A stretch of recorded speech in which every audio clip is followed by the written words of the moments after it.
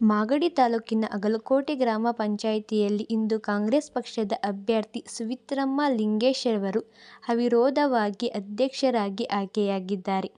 ಈ ಸಂದರ್ಭದಲ್ಲಿ ಗ್ರಾಮ ಪಂಚಾಯಿತಿ ಅಭಿವೃದ್ಧಿ ಅಧಿಕಾರಿ ಮತ್ತು ಗ್ರಾಮ ಪಂಚಾಯಿತಿ ಸದಸ್ಯರುಗಳು ಹಾಗೂ ಜೆಪಿ ಚಂದ್ರೇಗೌಡರು, ಶ್ರೀನಿವಾಸರವರು, ವೆಂಕಟೇಶರವರು, ಕಾಂತರಾಜರವರು ಹಾಗೂ ಹಲವಾರು ಗಣ್ಯರು ಉಪಸ್ಥಿತರಿದ್ದರು.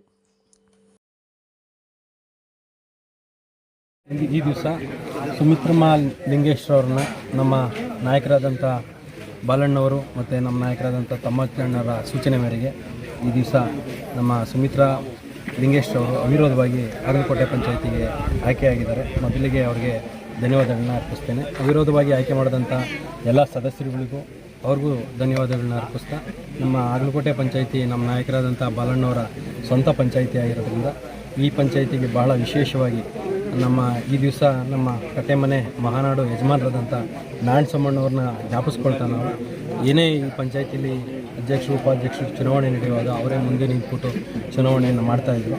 ಅದೇ ರೀತಿ ಈ ದಿವಸ ನಮ್ಮ ಬಾಲಣ್ಣವರು ಮತ್ತು ತಮ್ಮಣ್ಣವರ ನಿರ್ದೇಶನದಂತೆ ಅವಿರೋಧವಾಗಿ ಆಯ್ಕೆಯಾಗಿದ್ದಾರೆ. ನಮ್ಮ ಬಾಲಣ್ಣವರ ತಮ್ಮಣ್ಣವರ ಅಭಿವೃದ್ಧಿ ಕೆಲಸಗಳಿಗೆ ಅಧ್ಯಕ್ಷರು ಸಹಕಾರ ಕೊಡ್ತೀವಿ ಅಂತ ಹೇಳಿ ಒಂದು ಒಳ್ಳೆಯ ಆಡಳಿತವನ್ನು ನಡೆಸ್ತಾರೆ ಅಂತ ನಮ್ಮ ಭರವಸೆ ಇಟ್ಕೊಂಡು ನಮ್ಮ ನಾಯಕರಾದಂಥ ಬಾಲಣ್ಣವರು ಅವ್ರನ್ನ ಅವಿರೋಧವಾಗಿ ಆಯ್ಕೆ ಒಡಂಬಡಿಕೆ ಏನಿಲ್ಲ. ಅಥವಾ ಸಾಮಾನ್ಯ ಕಾರ್ಯಕರ್ತರಿಗೂ ಅಧಿಕಾರ ಕೊಡಬೇಕು ಅನ್ನೋ ಉದ್ದೇಶ ನಮ್ಮ ನಾಯಕರಾದಂಥ ಬಾಲಣ್ಣವ್ರಿಗೆ.